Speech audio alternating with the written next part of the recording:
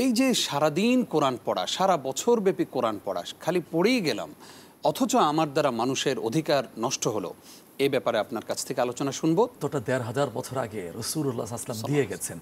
এই কোরআন হুজ্জাতুন লাকা আও আলাইক, এই কোরআন তোমার সপক্ষে দলিল হবে অথবা তোমার বিপক্ষে কাল হয়ে দাঁড়াবে। কিভাবে করে? সেটা হচ্ছে কোরআন আমি পড়ছি, কিন্তু এর বর্জনীয় গ্রহণীয় সেটা আমি গ্রহণ করছি না। না আমাদের সুন্দর কণ্ঠে, সুললিত কণ্ঠে, মধুর কণ্ঠে তিনি তেলাওয়াত করছেন, বা ইমাম সাহেবের কণ্ঠে তিনি শুনে মুগ্ধ হচ্ছেন, ওয়াসারিকু ওয়াসারিকাতু ফাকতু আইদিয়াহুমা, চোর চোরনির হাত কেটে দাও।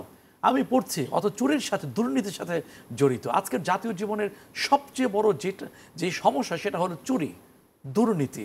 সেটা আমি পড়ছি, এটা আমার মধ্যে কোনো প্রভাব পড়ছে না ব্যবসা করার ক্ষেত্রে। তারপরে বান্দার হক, এতটা গুরুতর অন্যায়। হাদি সাহেব, আলেম সাহেব, তাহাজ্জুদ গুজার, ওই ব্যক্তি যদি তার রক্ত সম্পর্কীয় ব্যক্তির হক যদি খর্ব করে, অধিকার যদি ক্ষুণ্ণ করে, কি হবে? আল্লাহ তো খুব সর্বোচ্চ কঠিন শব্দ দিয়ে বলেছেন সূরা নিসা ৪র্থ পারা, হাফিজে কোরআন শরীফের ১৮তম পৃষ্ঠার শেষে এবং ১৯তম পৃষ্ঠার শুরুতে আসছে, ফরিদাতাম মিনাল্লাহ। শোনো পৃথিবীর মানুষ, এটা যেন তেন হুকুম নয়, বিধান নয়, এটা অলঙ্ঘনীয় বিধান, সাবধান। এই বিধান যারা লঙ্ঘন করবে ফালাহু আযাবুম মুহিন, যন্ত্রণাদায়ক লাঞ্ছনাকর শাস্তি আছে। আমি পড়ছি, আমি শুনছি, বুঝি না বিধায় আমার জীবনে কোনো প্রভাব পড়ছে না। আবার আসুন, এই যে সূরা বাকারা ৩য় পারা, হাফিজ কোরআন শরীফের ৬ষ্ঠ পৃষ্ঠায় আসছে যে ফাযনু বিহারবিন মিনাল্লাহি ওয়া রাসূলিহি, লম্বা আয়াতের সামারি এটা হচ্ছে সুদ, ঘুষ, এই যে এর সাথে জড়িত আমি যদি নিজেকে জড়িয়ে ফেলি, তা আল্লাহর পক্ষ থেকে যুদ্ধের ঘোষণার কথা আসছে, আমার ভিতর প্রভাব পড়ছে না। একটাই কারণ, আমি বুঝে পড়ছি না। তারপরে দেখুন কোরআন শরীফে আসছে যে হকের সাথে বাতিল সাথে মিলিও না, হারামের সাথে হালাল মিশায়ও না।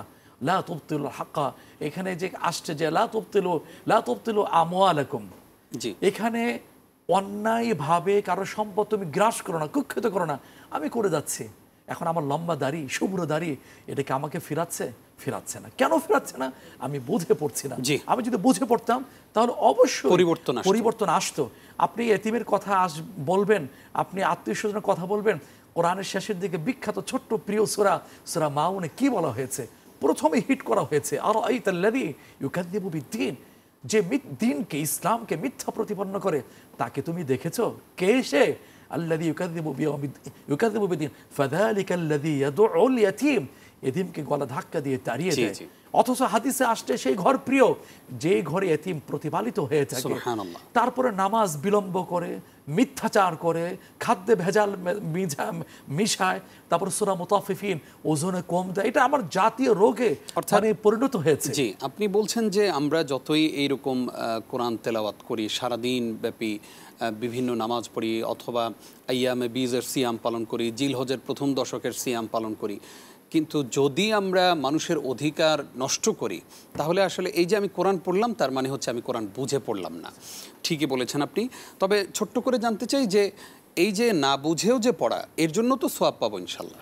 পৃথিবীতে শুধু ব্যতিক্রম একটি কিতাব কোরআন, বুঝে পড়ুক না বুঝে পড়ুক সওয়াব হয়। শুরুটা হয় 10 দিয়ে, আর যদি বুঝে পড়া হয় তাহলে 20 দারাজা 20 দিয়ে শুরু হয়ে থাকে। জি জি জি, সুবহানাল্লাহ।